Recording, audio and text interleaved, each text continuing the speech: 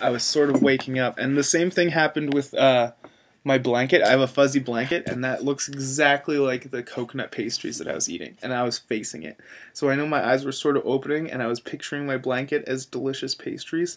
And then another time in my dream, I look up and I'm seeing my my posters, and it's sort of like a symbol that it's time to go. So I was like, but they were on the side of a van because I was still sort of in the sleep state. But I recognized that I was going to start to wake up if I was focusing on this van. So I tried to freeze it. I tried to use like Skyrim sort of magic on it to freeze it. I just want to get the V for Vendetta mask in there for my anonymous friends.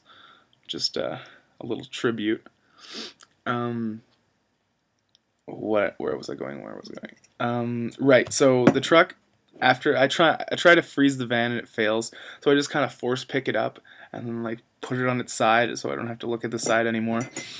I fucking pedal to the metal in my semi. We're back in the semi and pedal to the metal towards the highway, and I've just got no control steering. We're going so fast, and then there's like a red pickup coming at us, and I'm gonna directly hit this thing, but he swerves out of the way. I go across all lanes of traffic into the ditch. And I think that's when I woke up. I probably crashed. Very likely that I crashed because I was being very reckless in this vehicle. Then there are dreams in between that I don't remember. Probably a different part of the cycle that I don't actually have conscious control of. And I'm in this hallway, and it's filled with people. It's like Times Square sort of thing. It's like this mall sort of setting again. There's like shops. And there's like all these people gathered, and I'm watching someone dance, a woman dance or something like that, and someone walks behind me, and I think he pushed me or something like that, but he definitely was talking to me if he didn't push me. And he called me like a noob, or like something along the lines of being like a noob, or like a parvenu, or like someone that wasn't used to the situation that he was in. So I'm thinking that maybe he's some sort of adept in the dream world or something like that, a big internet tough guy, but for dreams.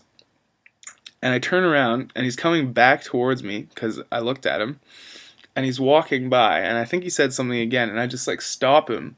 I put my hand on his shoulder sort of area, and that sort of pissed him off, but I don't really give a fuck, like whatever. He starts dancing at me, sort of like raising his high knees and then like looking at me and talking, and I don't remember what he was saying, but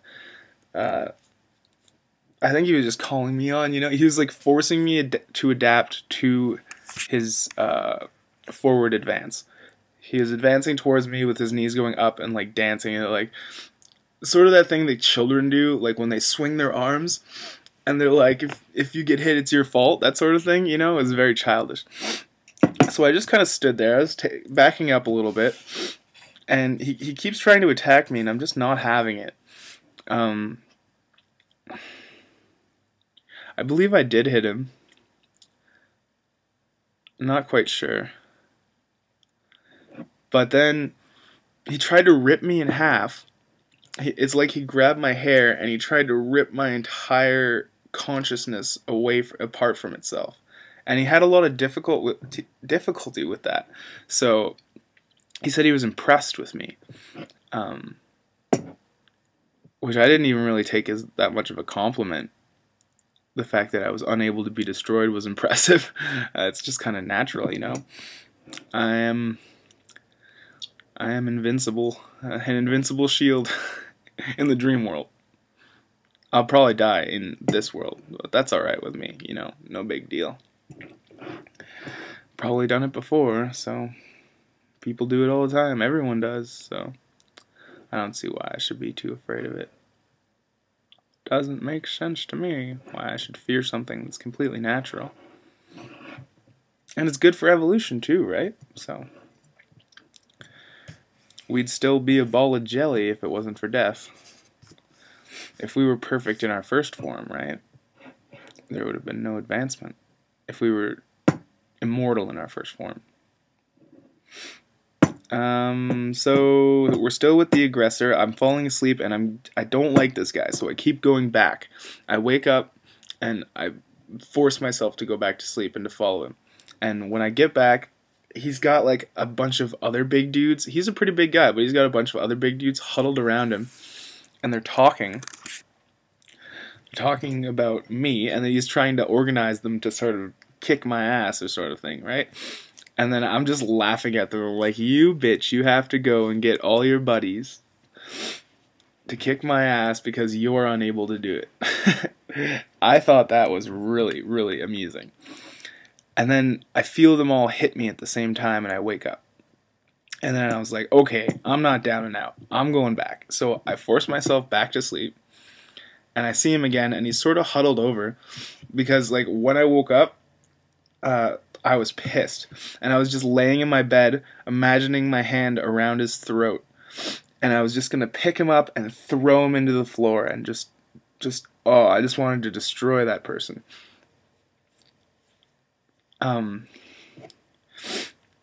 Yeah, I was telling him to bow.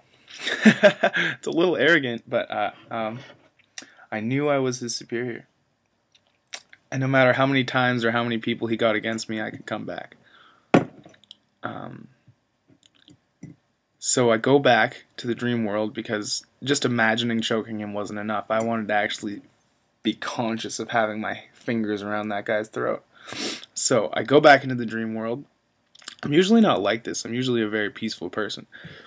But it seemed like it was a fun thing to do. I was having fun at the time. No one was actually getting hurt, and it was fun. So I go back, and he's in a hallway, and he's sort of hunched over, and I feel like maybe that when I was choking him in this world, maybe I was doing him sort of damage or something like that, because he looked like he was out of breath or something. He looked like he was in recovery mode. And then he's about 20 feet away from me, maybe a little more, maybe a little further. And I just take my hands to my sides and I just unleash a burst of energy. I just wanted to just totally disintegrate him.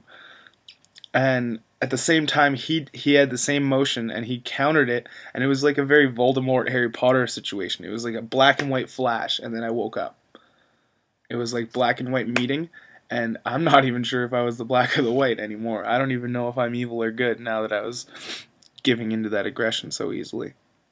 I hope I was the white light. But you never know. There was a black and white flash, and it went white and then black, and I did it first, so maybe, yeah. Maybe I am the white, and maybe he was evil, and maybe I did a good thing by defeating him. Good work, Cody. So yeah, that's the end of the aggressor. Then there's another dream about a phone call, but we're getting pretty deep into it, and the phone call is just like a voice changer. I changed someone's voice into a cow, and it sounded like they were in pain. And it's really funny. And then I changed someone's voice into a chicken, and it sounded like his girlfriend was getting fucked. And then, yeah, we'll just leave that one alone. But anyways, thanks for watching. Bye.